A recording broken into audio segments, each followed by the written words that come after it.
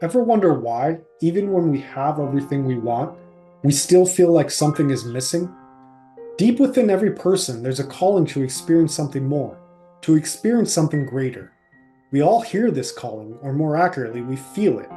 For some, it's a longing for adventure, for others, an urge to create or to connect. And at times, for some, it could be felt as a void, as if something is missing, like we need to pull something in order to be content.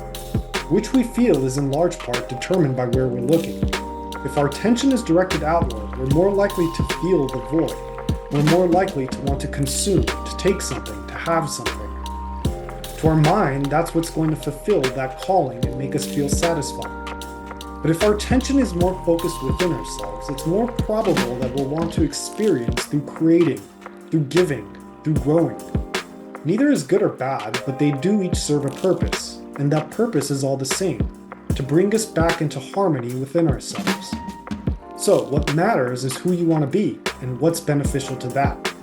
But just like to go where you want to go, you need to know where you are.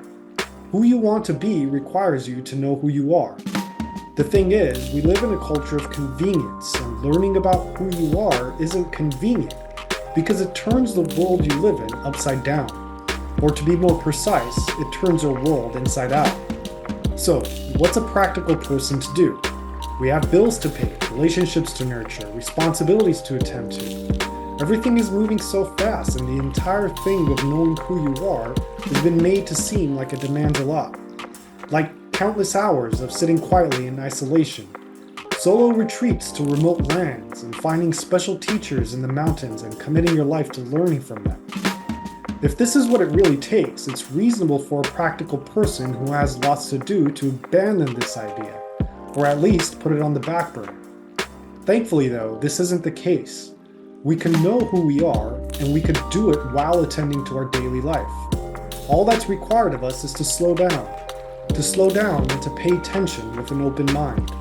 Having an open mind means setting aside your preconceptions. People with preconceptions only see what fits those preconceptions. By slowing down and paying attention with an open mind, we become aware of what's actually happening. We begin to see things clearly as they are. And when we see things clearly as they are, when we're aware of what's actually happening, we begin to sense how they're happening, in the ways they happen. We begin to sense our part in it all, our contributions to what's happening. Within this process is the intelligence of who you are. When you know who you are and you know who you want to be, it's natural for you to know what you have to do. It's natural for you to know how to fulfill that calling within.